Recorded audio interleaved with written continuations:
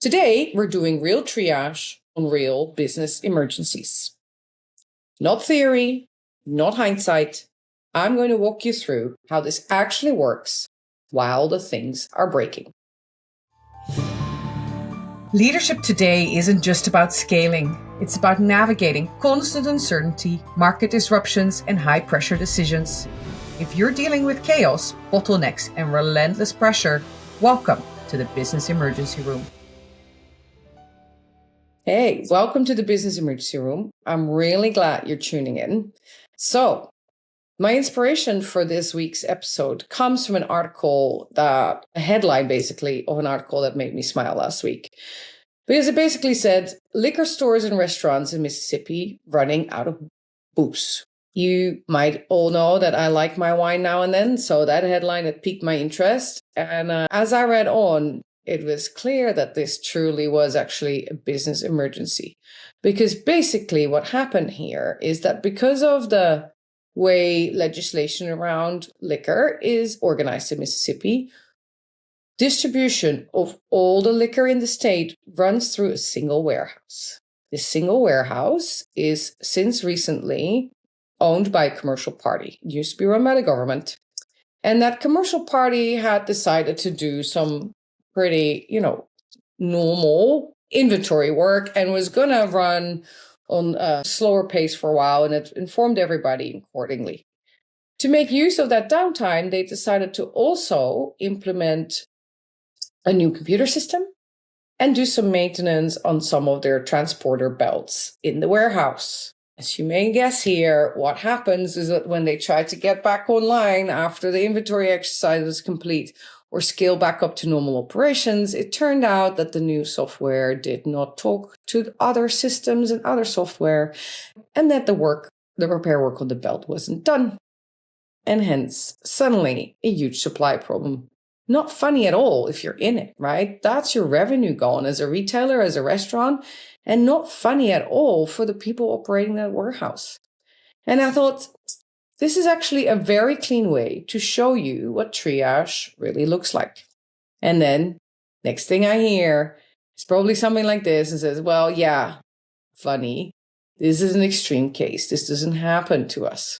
Well, also, this week or last week, there's new research actually that's being produced and telling us that some of us already know that we consistently underestimate how often things go wrong in society in general, in our own lives. It's really something that we have some major biases around in our thinking. We think it's rare. We think it takes someone messing up really badly, but it doesn't. Most of the time, it's normal people doing their jobs inside systems that are just a bit more fragile than anyone realized. And then a few breaks too many, timing a little off on all of them, and then you have a rupture.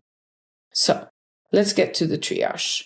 Before we get to the liquor store scenario, there is another case I would like to start with. This one is called CDK.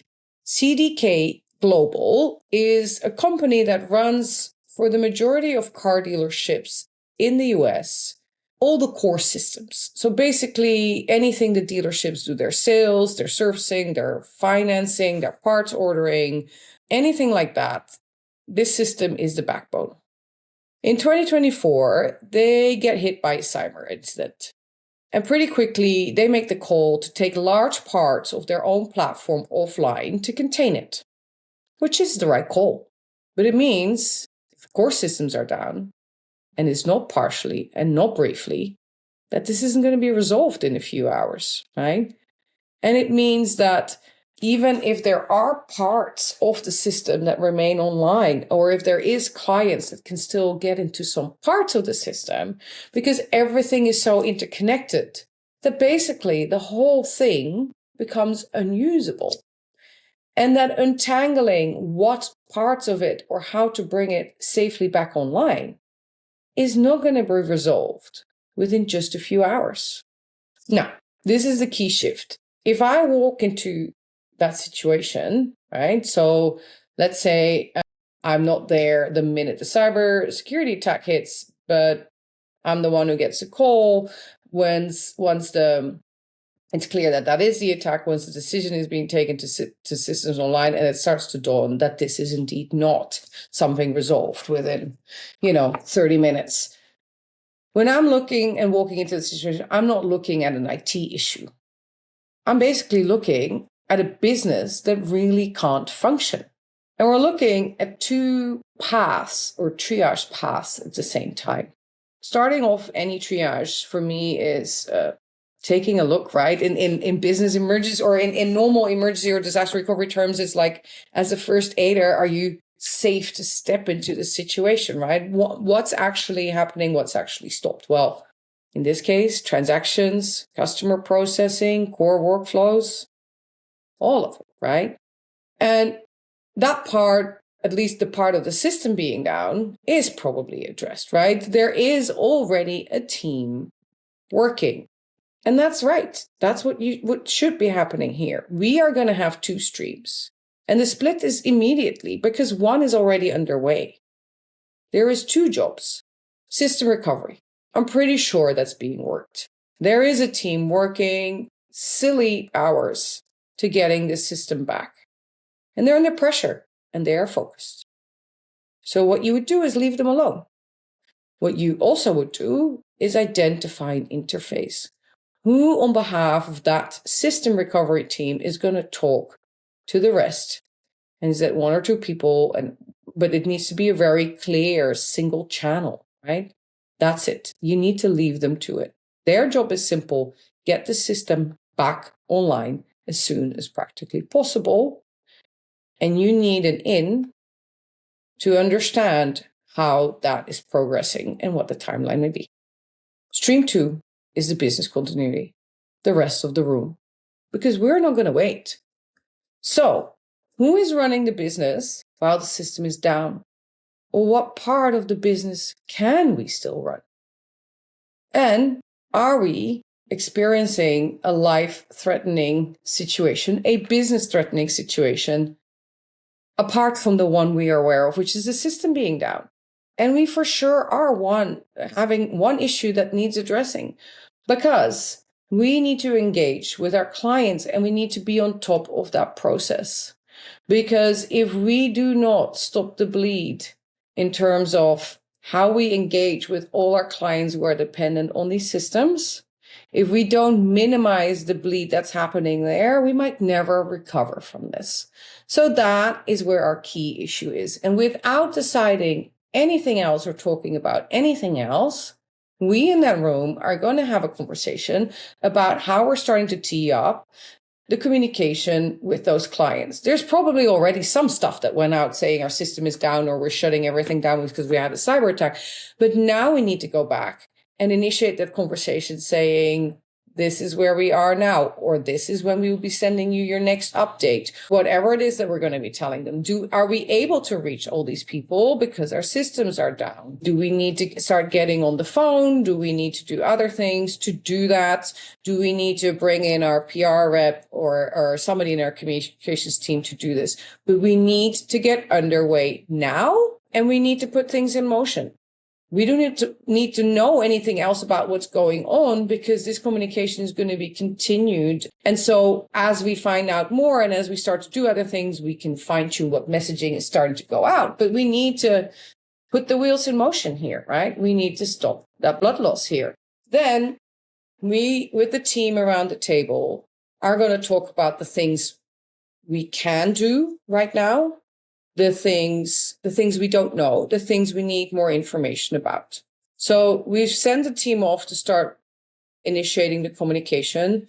We need to find out from the tech team, from the recovery team, what currently their timelines are, when are the next milestones that we're going to get updates out of them, so we can send somebody off to figure that out.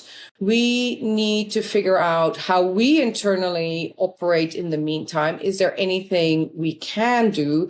Is there parts of systems that are up and running that we can work in? Do we have a backup somewhere? And can we now start to process some stuff manually, right? Is there stuff that we internally now need to start doing on spreadsheets, on whiteboards? How do we track who we've all engaged? what's still out, who else might need to know about what's going on there. Is there other stakeholders involved? Are there solutions that we know of? Is there ways that our clients can ring fence part of the system and work parts of it online that we need to remind them of, etc.? So all of these things we can think of. And what we now need to look at is time. It's clear that this is not going to get resolved really soon. But it is reasonable that in an hour or so, or in 90 minutes, we have probably a good update from the recovery team. And so in spinning off all these actions, what I would say to the team is we are going to take 45 minutes to gather the answers to some of this. And then we're going to meet back here in an hour and look at what we have. And so the team goes away, goes after finding that information, getting the insights, getting some answers to some of the questions, gathering some ideas. And then we come back after an hour and stand around the table and say, okay, what are now the puzzle pieces we have and the insight we didn't have an hour ago? Where are we at? What does that now mean about what we need to feed to the communications team? What does that now mean in terms of other information we need to disseminate? What does that mean in terms of what we need to tell our internal people, how to alter our processes or what to work on instead? Are we going to send some people home until this is fixed? Or what are we doing here? So there is new insights that tee up new actions.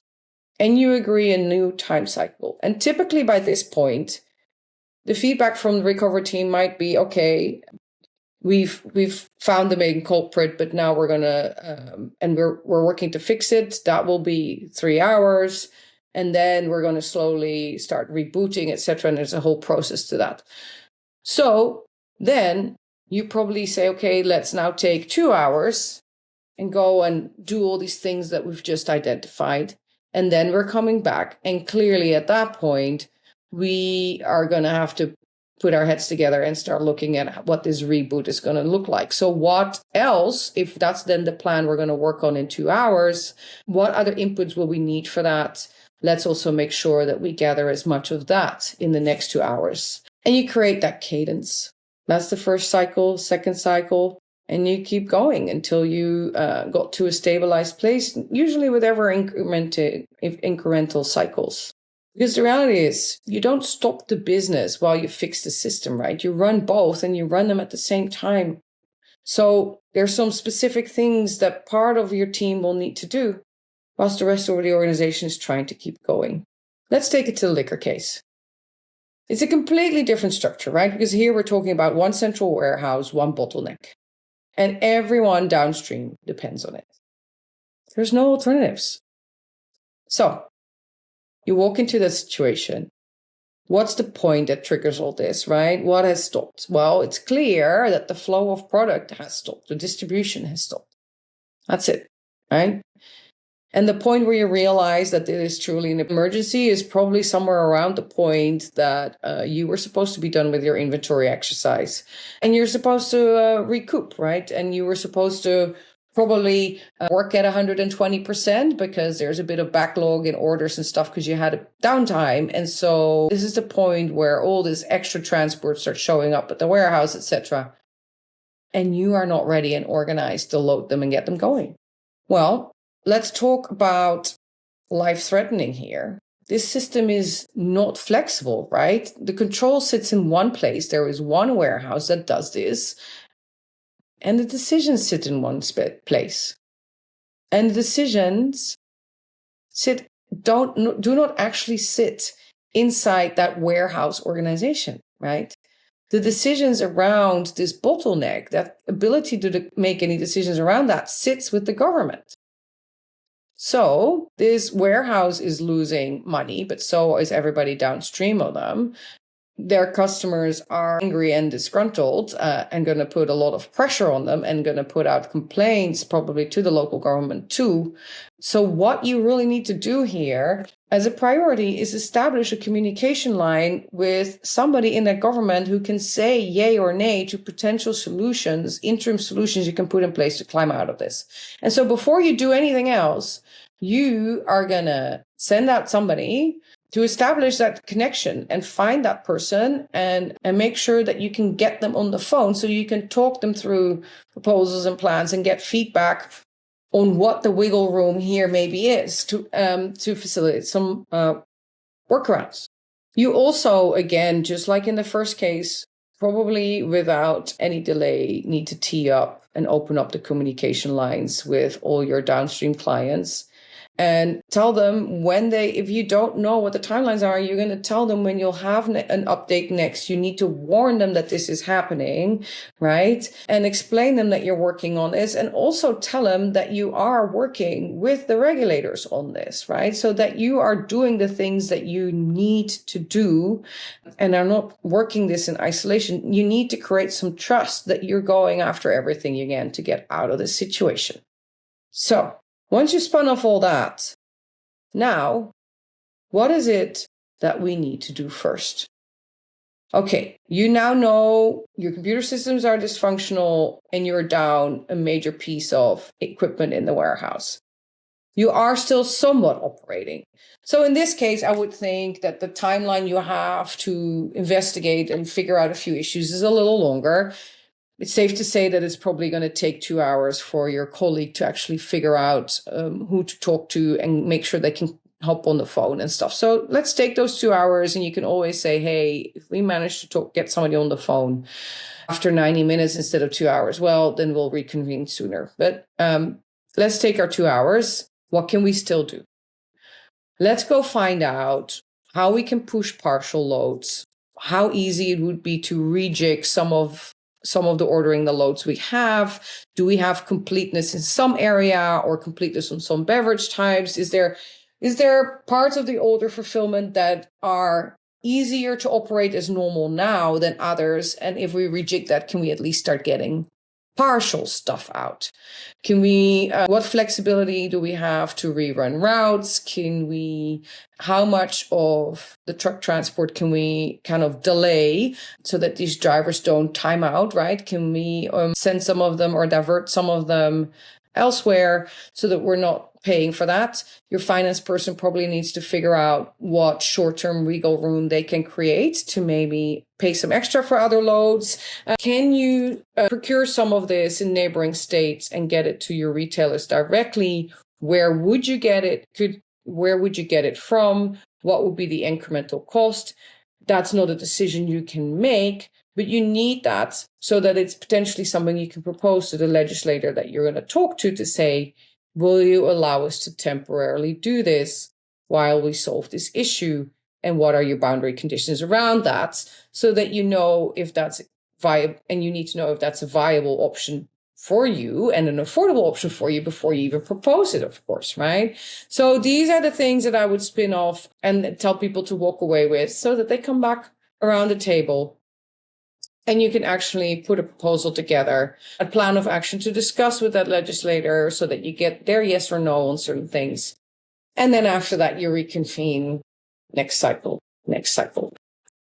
The key difference in those two cases is that in CDK, you had workarounds. Here, your options are structurally limited, right? Which makes decisions even more critical and more time sensitive because the bottleneck is really engaging the government and the legislators to say, can we do this? Can we do that? Will you allow us to use this wiggle room so that we can play? There is a pattern also because there's different cases. There's the same underlying reality. A dependency breaks. Small issues line up and suddenly the whole thing stops working. That's not bad luck. That is what happens when dependencies meet time pressure and where there is too little dysfunctionalities that don't get addressed. All these little cracks together can lead to major rupture. And here's the part that matters. When I just walked through all this, right, it sounds pretty structured. But doing that inside the situation, it's pretty hard. Especially when you're in it. Because all those people that are living that moment, they're stressed, they're involved, they're trying to fix their piece. They're getting into blame gaming. They're getting into defending decisions already made. They are getting heated calls from clients in enormous volumes. It's really hard to then think clearly. It's really hard to find somebody who's in that, who can. And that's the real issue. The same reason you didn't see it coming is the reason you struggle to recover quickly. You're too close. You need someone else to take over.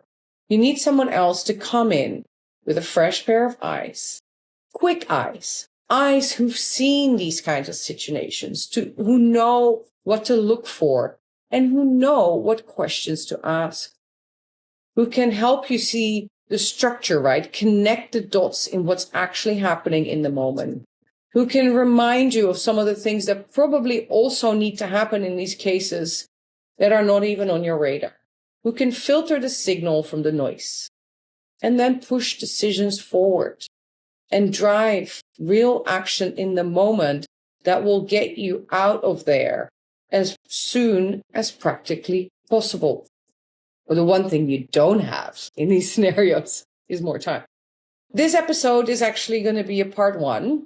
I figured I should come back to you on both these cases in a part 2, 2 weeks from now, and go back in time and actually look at the part that is the things that happened before you got to the rupture, right? What were those smaller cracks? What were the symptoms and signals that you probably saw in those cases, that probably were there in these cases, and that, if noted, could have led to actions earlier? What of these options disappear once you're in it, right? Because there's definitely some there. So if you're listening to this today and thinking, yeah, you probably have something like this brewing, I agree with you. I'm pretty sure you do. And more importantly, if you are in this right now, or if you have somebody else around you who's in these kind of situations right now, don't wait.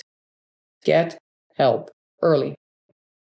Because it's a lot easier to untangle this before it gets worse. Thanks for listening. I hope to have you back at the next episode of the Business Emergency Room. That's it for this episode of the Business Emergency Room.